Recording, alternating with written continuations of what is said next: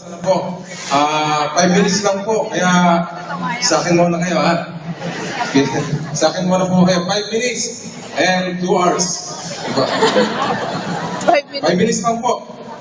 My name is Elder Bernardo po. Tagalog po ako from Balacan, pero napangasawa ko po isang Ilocana. Kaya ako po ay naninirahan sa Ilocos Norte, Lawag City. Una-una po ay salamat sa ating Ama sa binigay ng pagkakataong ito. Ano po? Talagang nung sinabi po sa akin na mag-share ako, talagang kahit malayo, ano po? Talagang kahit traffic, ano po, napakahirap. Pero sabi ko, pagkakataon na to, para po ma-share ko yung karanasan ko sa produkto po ng InGlobal. Ako po ay isang magsasaka, pero bago po ako naging magsasaka, ako po ay napakaraming nadaarang hanap buhay. Nagtitinda po ng dyaryo, sigarilyo, ice candy, si Charon. Naging helper po sa Ajinomoto. Pero last 2000 po hanggang 2005, naging helper po ako sa Ajinomoto. Yan. Ano po? Nagtatanim po ako ng gulay sa Lubnak, sa Bintar. Yung pong mga kamag-anak po ng aking asawa, wala pong sumasaka ng lupa. Nagkataon po na nag-resign po ako dahil din po sa hirap ng trabaho ng anak po yung aking asawa. Kaya wala rin pong tutulong sa kanya. Sa loob po ng 5 taon, ako rin po yung nag-i-spray ng gamot. Siyempre, magsasaka, gulay po yan, gulay. Ano po? Kailangan po laging maraming bunga. So, kailangan talaga more on insecticide. Ano po? Nagkaroon po ako ng allergy. 2 linggo. Ano po? Hindi po ako nakapagsalita. Wala pong boses na lumalabas sa akin. Dami pong antibiotic. 3 doktor po. Nagpa-check up po ako. Iba-iba nila yung antibiotic. Pero ganun pa rin po. Sa loob po ng 2 linggo, hirap na hirap pa rin po ako magsalita. Umuwi po ako ng Bulacan, 2010. August 2010, namatay po yung aking mother. Ano po? Lung cancer po.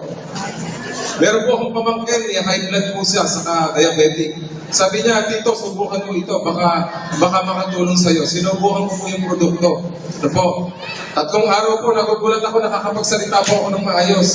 Dumating po yung ate ko. Sabi ko, maganda yung pinasupok mo ah. Sabi niya, member mo na ako. Bakit po? During this time po, talagang buti na lang, hindi po ako hiniwalayan ng asawa ko. 7 buwan po. Hindi po ako kumikita.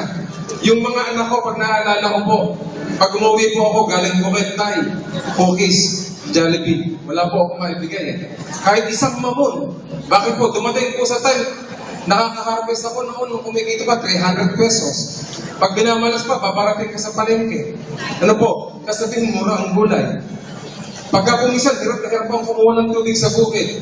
Talaga pong suko na ako, pero nagpanata po ako.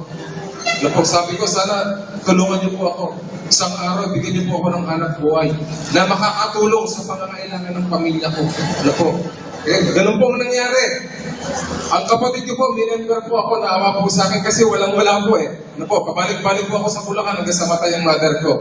Kaya nung nasubukan ko po yung produkto, minember ako, umuwi po ako ng Lawag, Ilocos Norte, ano po, December 2010. Ano po, wala pong nangyari sa akin. Kasi po, yung product, naubos na po. Bumalik po ako sa bukid, nagtanim po uli ng gulay, pero naawa po yung upline po sa akin. Hindi ko makalimutan, Jerry Ferrer. Sabi niya, galing ako ng Isabela, naligaw ako, napalayo ako, umikot ako ng Tugigaraw. Dadaanan kita dyan, sabi sa akin. Sabi ko, salamat, sabi ko gano'n. Namumunga na po uli yung aking okra sa kamatis. Dumaan po sa aksidente, mag-imbita ka ng maraming tao. Nag-imbita po ako. Ito po, 40 po, nakabisikleta po ako. Ikot po yun. Ito po. Ang dumalo po, 4. No, gusto kong batukan. No. Nahiya lang siya, ako, 60. Yung 4 po na yun, nag-join po nagustuhan po nila yung paliwanag po ni Ka Jerry. Eh ako po walang alam-alam, hindi ko po linya. Ano po, dahil nagbubukit po eh. Pero sabi ko, pag dito pala, malaki ang puso mo. Ano po, malaki ang puso mo, malaki ang pangarap mo para sa pamilya mo. Wala akong imposible. Pinag-aralan ko po. Kahit ako marunong. Kahit kahit na hirap ako, politiko, pilosopo, makakaharap ko po yan. Pero sabi ko, aasenso ko dito. Ano po?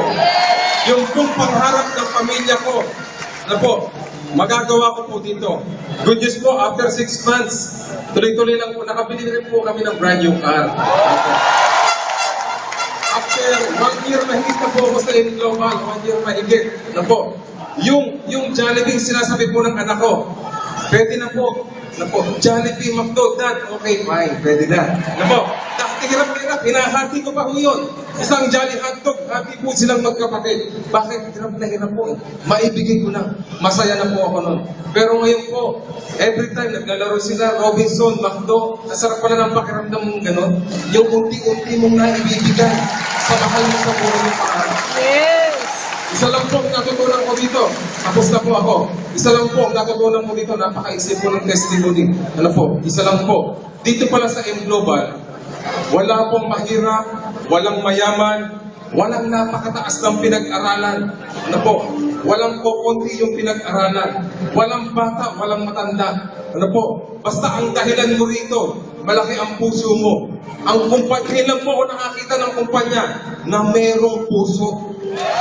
In global po, pero kaya sabi ko yung pangarap ng kasambahay ko, pangarap ng kasama ko sa ganitong hanap buhay, wala pong imposible.